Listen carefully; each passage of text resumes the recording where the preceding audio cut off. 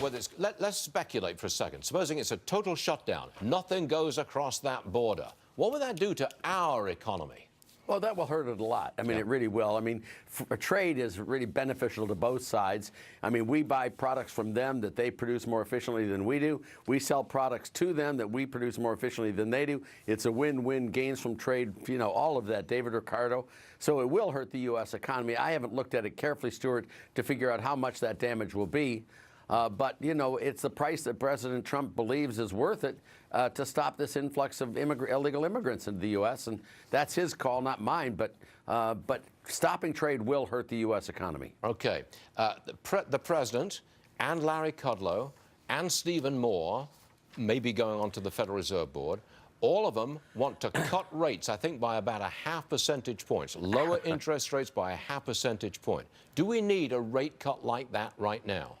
Well, we've already had a very major rate cut, Stuart. If you've noticed what's happening to the 10-year bond yield, to the short-term rates, all of those rates have come down quite substantially. And my view is I think Powell has accommodated the president's wishes. He was going to raise rates several times. He stopped doing that. I think Powell is reflecting the president's desires on that. And I think if we just keep rates where they are for a while, I think we'll be okay. You know, who am I to disagree with Larry Kudlow, though?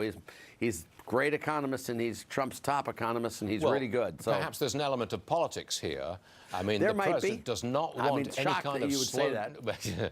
The president doesn't want any kind of slowdown, and certainly not a recession before the 2020 elections. Let me tell you, I don't either. Okay. I do not want to slow down.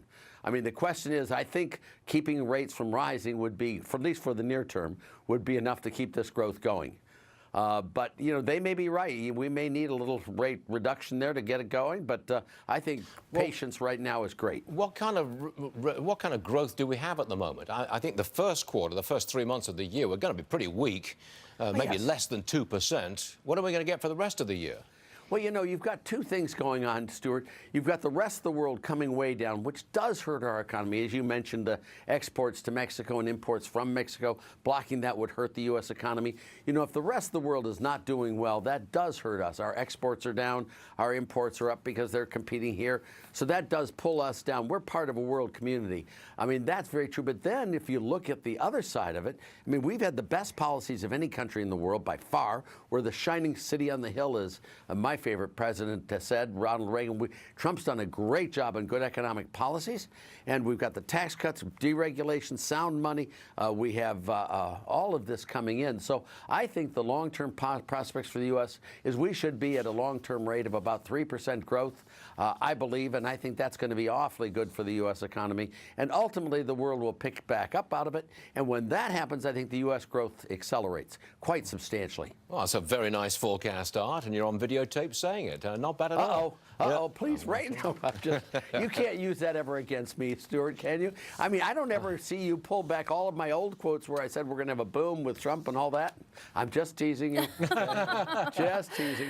I'm on notice. You'll pick the one time I was wrong. No, I'm just joking.